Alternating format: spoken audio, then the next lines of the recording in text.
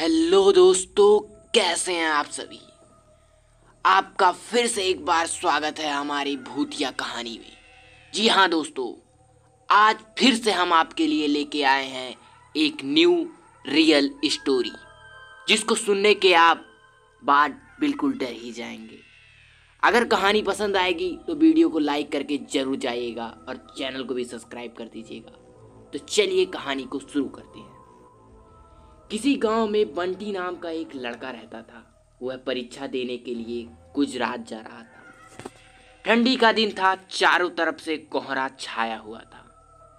आमने सामने कोई भी दिख नहीं रहा था। पूरे 15 घंटे के बाद वह गुजरात पहुंच गया। परीक्षा अगले दिन थी, इसीलिए वह एक होटल में रुकने के लिए सोचा। रात हो गई और कहीं भी उसे उसके बजट में सस्ता होटल नहीं मिल रहा था। काफी ढूंढने के बाद उसे एक सस्ता होटल मिल गया। वह उस होटल में एक कमरा बुक करवाया और जब वह कमरे में गया तो देखा कि कमरे के चारों तरफ जाले लगे हुए थे। ऐसा लग रहा था कि यह कमरा काफी सालों से बंद पड़ा था और कमरे के अंदर का माहौल एकदम डरावना और सुनसान लग रहा था। लेकिन उसने ये सब नजरअंदाज कर दिया और होटल में खाना मंगवाया और खाकर सोने चल दिया। जब वह सो रहा था तो लगभग रात के 1 बजे उसे किसी के पायल के घुंघरू की आवाज सुनाई दी। वह रात थी।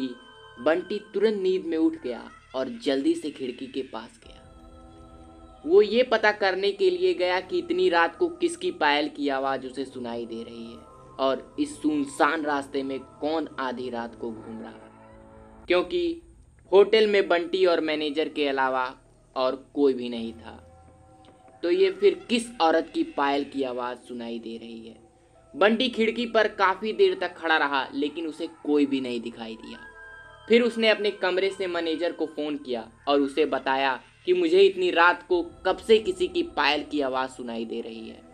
आपको भी दे रही है क्या मैनेजर साहब? मैनेजर ने कहा, सर ऐसी कोई बात नहीं है, आपको हवा से ऐसा लग रहा होगा। वैसे भी ये जंगली इलाका है, यहाँ पर तो हल्की हवा भी तूफान के जैसी लगती हैं। आप सो जाइए, ऐसी कोई बात नहीं है, मैनेजर ने कहा। बंटी ने मैनेजर की बात पर भरोसा करके फिर से सोने चला गया। कुछ देर बाद उसे दोबारा वही पायल की आवाज पहले से ज्यादा तेज सुनाई देने लगी। इस बार उसने अपने कमरे का दरवाजा खोला और सीधा होटल के बाहर देखने के लिए चला गया। जब वह बाहर आया तो देखा कि एक काफी लंबी औरत है जो सफेद साड़ी पहनी हुई थी और उसके काफी लंबे लंबे बाल थे और चेहरा बिल्कुल ढका हुआ था। वह अपने हाथ में एक नारियल ले करके होटल के चारों तरफ चक्कर लगा रही थी। ऐसा लग रहा था कि मानो अपने पायल की आवाज से वह किसी को बुला रही हो। बंटी दौड़कर उसके पास गया और पूछा, कौन हो तुम, ये औरत जो इतनी रात को यहाँ घूम रही हो? लेकिन वह तुरंत ही गायब हो गई और चारों तरफ कोहरा ही कोहरा फैल गया। बंटी भी थोड़ा घबरा गया, क्योंकि जिस औरत को वह सामने से देखा अब वो दिख ही नहीं रही थी। बंटी अपने होटल में वापस जाना चाहा, लेकिन फिर उसे दोबारा पायल की आवाज़ सुनाई देने लगी। बंटी उसे ढूंढते ढूंढते हुए जंगल की ओर जाने लगा। चलते चलते वह होटल से इतनी दूर आ गया कि उसे पता ही नहीं चला। फिर उसने उस घने जंगल में कुछ ऐसा देखा कि उसका दिल दहल गया। उसने देखा कि उस औरत ने एक पीपल के पेड़ के नीचे 5-6 लाश रखी थी और बारी बारी से एक एक को नोच नोच कर खा रही थी। उसका मुंह खून से लथपथ था और चेहरा भी एकदम डरावना था। बंटी जब ये सब देखा तो उसके पांव तले जमीन खिसक गई। ये सब नज़ारा देख के वह डर के साथ रोने भी लगा कि वह चुड़ैल अब उसे भी मार देगी, क्योंकि अपने पायल की आवाज़ से वह चुड़ैल उसे भी यहाँ तक लेकर आ गई थी। लेकिन उसने हिम्मत से काम लिया और हनुमान चालीसा पढ़ते उड़ते धीरे से वहाँ से भाग गया ताकि भूत उसे देख ना ले। लेकिन दोस्तों, भूत तो भूत होते हैं। बंटी जैसे ही वहाँ से भागने की कोशिश की, वो चुड़ैल अचानक उसके सामने आ गई और उसे इशारों से अपने अड्डे पर ले जाने लगी जहाँ पर उसने लाशें रखी थी।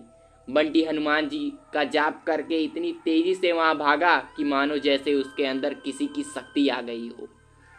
भागते भागते सीधा वह अपने होटल के पास आ गया और वहां थोड़ी देर रुका तो उसे एक आदमी दिखाई दिया। उसे देखकर ऐसा लग रहा था कि यह अच्छा आदमी है। वह बंटी के पास आकर बोला, अरे भाई क्या हुआ, तुम्हें इतना डरे क्यों हो? बंटी ने सारा किस्सा उस आदमी को सुनाया तो उसने बताया कि भाई तुम बहुत किस्मत वाले हो कि आज तुम बच गए। वो भूत किसी को भी नहीं छोड़ती। और तुम इस होटल में क्या कर रहे हो? इसको तो बंद हुए काफ़ी साल हो गए हैं। बंटी जब उस आदमी को इतना बात सुना तो उसके डर के मारे पसीने निकलने लगे। फिर वह आदमी बताने लगा कि इस होटल में बहुत साल पहले एक लड़की के साथ 4-5 लड़के उसका भयानक तरीके से रेप करके मार दिए। लड़की तो मर गई लेकिन किसी को भी नहीं छोड़ी और जो भी रात के समय इस रास्ते से गुजरता है सबको अपने कब्जे में कर लेती है और फिर मार देती है। और कुछ दिन बाद इस होटल पर पुलिस का छापा पड़ा, तब से यह होटल बंद हो गया। बंटी जब उस आदमी को पूरी बात सुनी तो वह बहुत जोर जोर से रोने लगा, ये सोचकर कि आज तो मैं मर ही जाता। फिर वो आदमी बंटी को चुप कराया और बोला, चलो आज रात तुम मेरे घर रह ले, मेरा घर पास में ही है, डरो मत, मैं आ गया हूँ। उस आदमी ने बंटी से कहा।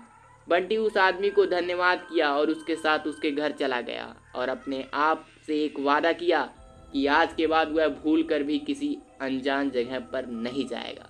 तो दोस्तों कैसी लगी हमारी ये हॉरर स्टोरी? अगर वीडियो पसंद आया हो तभी चैनल को सब्सक्राइब कीजिएगा और वीडियो को लाइक करके वीडियो को शेयर जरूर कीजिएगा। फिर मिलेंगे एक न्यू भूतिया कहानी में, तब तक के लिए धन्यवाद।